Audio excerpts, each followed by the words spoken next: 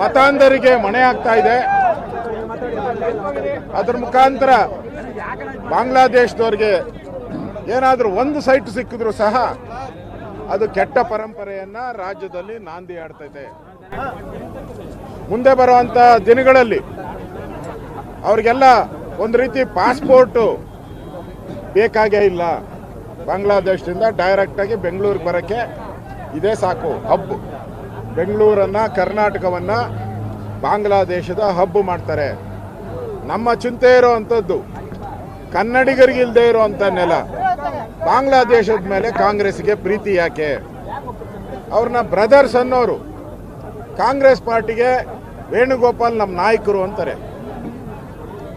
ಆಮೇಲೆ ಆ ಪಿರಿಯಾರನ್ ಕೇರಳದ ಪಿನ್ರಾಯನ್ ಅವರ NDA ಪಾರ್ಟ್ನರ್ ಅವರು, ಸಾರಿ INDA ಪಾರ್ಟ್ನರ್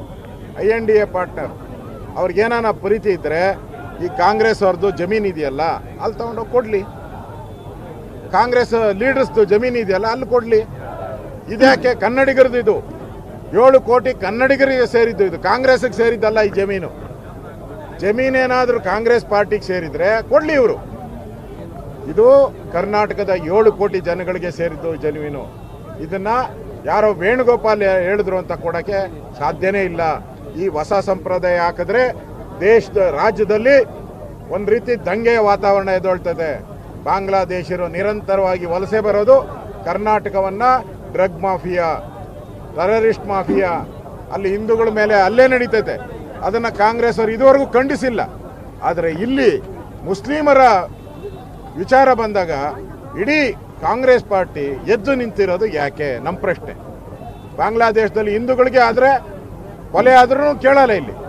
ಇಲ್ಲಿ ಮುಸ್ಲಿಮಾನರಿಗಾದರೆ ಕೇಳ್ತಾ ಇದ್ದಾರೆ. ಇದು ಅಕ್ಷಮ್ಯ ಅಪರಾಧ. ಇದು ನಾವು ಪ್ರಾರಂಭ ಮಾಡಿದಿರಿ. ಯಾವುದೇ ಕಾರಣಕ್ಕೂ ಈ ವಿಚಾರವನ್ನು ಇಲ್ಲಿಗೆ ಬಿಡಲ್ಲ. ಜನ ಹೋರಾಟ ಮಾಡಿದಿರಿ. ಮುಂದೆ ಬರೋ ಅಧಿವೇಶನದಲ್ಲೂ ಕೂಡ ಇದರ ಬಗ್ಗೆ ಧ್ವನಿ ಎತ್ತುತ್ತೀರಿ. ಕನ್ನಡಿಗರಿಗೆ ನ್ಯಾಯ ಸಿಗೋವರೆಗೂ ನಮ್ಮ ಹೋರಾಟ ನಾವು ಮಾಡ್ತೀವಿ.